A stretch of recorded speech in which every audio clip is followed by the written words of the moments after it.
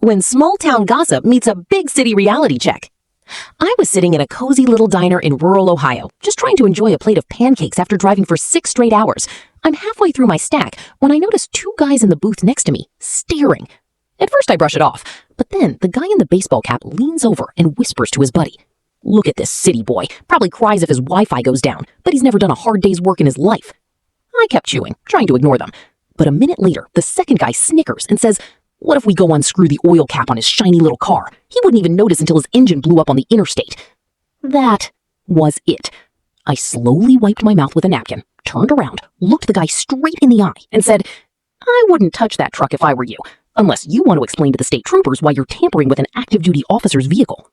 The guy's face went completely blank. He froze, absolutely terrified, because he realized he'd completely misjudged me. But before he could even apologize, his buddy tries to save face. He scoffs, rolls his eyes, and mutters, yeah, right, safe behind a badge, real tough guy.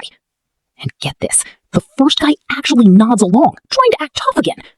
I stood up, loomed over their table, and let out a calm, quiet laugh.